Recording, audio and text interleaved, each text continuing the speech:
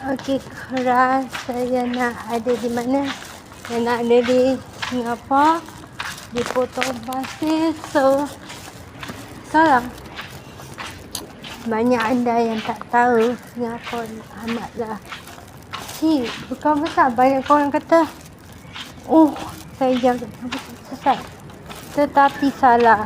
Singapura ni sebenarnya kecil aja. Korang kemana korang pergi pun pasti korang akan jumpa semua orang. Jadi yang sekarang kat Potong Pasir, tempat yang Yana tak pernah pergi, dan Yana survey sikit kawasan dia, amat cantik dan bagus. So bagi korang yang nak datang ke Singapura, tak kira daripada mana korang berada, korang boleh turun ke Potong Pasir. So kat sini atas dia ada kondo, bawah dia ada mall kecil-kecil, dan tempat dia ada kawasan dekat dengan MRT, bas.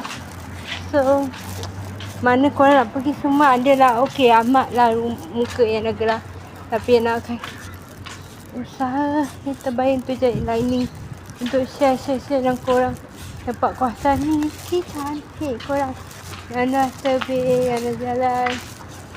Tapi Singapura memang tak worth it lah.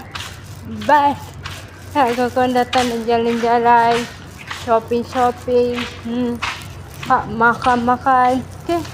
Dan jangan lupa tau, like, subscribe channel YouTube Yana. Bagi siapa yang dah subscribe YouTube channel Yana, korang akan dapat gift daripada Yana. Yana akan tulis tag korang dan confirm korang. So kalau korang nak, cara korang nak dapat gift daripada Yana macam mana?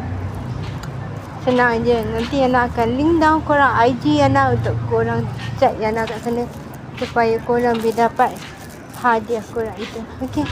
Tapi rahsia Yana takkan bilang apa hadiah. Yang penting like dan subscribe dulu channel yang YouTube Yana ini. Okey korang. Bye bye. Dan nanti Yana akan share dengan korang banyak lagi. Alright. So see you on my YouTube channel short video next one. Bye.